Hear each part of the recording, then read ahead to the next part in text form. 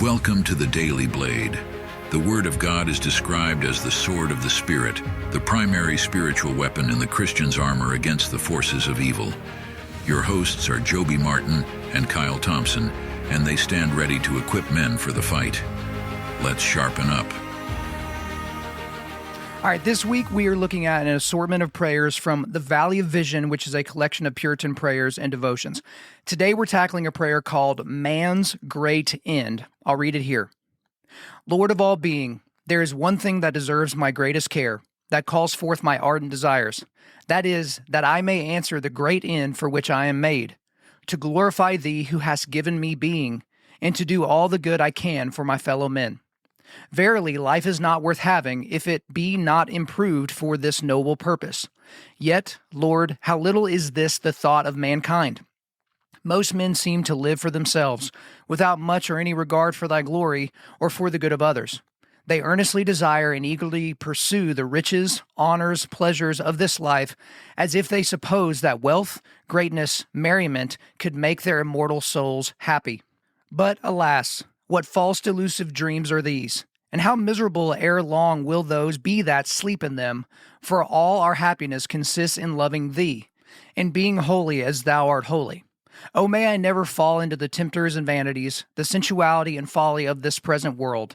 It is a place of inexpressible sorrow, a vast empty nothingness. Time is a moment, a vapor, and all its enjoyments are empty bubbles, fleeting blasts of wind, from which nothing satisfactory can be derived. Give me grace always to keep in covenant with thee, and to reject as delusion a great name here or hereafter, together with all sinful pleasures or profits. Help me to know continually that there can be no true happiness, no fulfilling of thy purpose for me, apart from a life lived in and for the Son of thy love. I mean, guys, I'm like giddy. I'm like giddy with these prayers. I'm absolutely loving, enjoying, reading through these and recording these this week. But let's go ahead and dig in a little bit more into this one. So for me, the key line of this prayer is this. That is, that I may answer the great end for which I am made, to glorify thee who hast given me being, and to do all the good I can for my fellow men. So guys, we were made to, 1, glorify God, and 2, care for our fellow man. Sound familiar? It really should. And if you need a refresher, let's go to Matthew 22. So to set the scene here, the Sadducees were trying to trap Jesus, and Jesus verbally smacked them around. So now the Pharisees want a shot at the title. So they get a lawyer involved, and they try to jam Jesus up. So let's go to verse 35 of Matthew 22. And one of them, a lawyer, asked him a question to test him. Teacher, which is the great commandment in the law? And he said to him, You shall love the Lord your God with all your heart, and with all your soul, and with all your mind. This is the great and first commandment. And a second is like it. You shall love your neighbor as yourself. On these 2 commandments depend all the law and the prophets. So guys, this is just an absolute masterclass from Jesus. So the question is supposed to result in a singular answer, one answer, but he gives the lawyer 2 answers. He proclaims that we don't just properly love God in just one way, but in 3 ways, with our heart, with our soul, and our mind.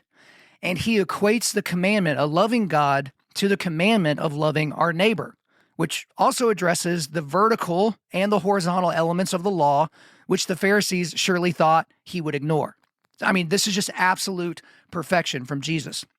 But guys, my main point for today is that all of us, yes, Joby and I included, have wrestled with or are currently in the process of wrestling with our place in the world. What is life for? Why am I here? What's my purpose? Well, what purpose do I serve? Well, Jesus tells us, and this Puritan prayer reminds us, we are here to, again, 1, glorify God, and 2, care for our fellow man.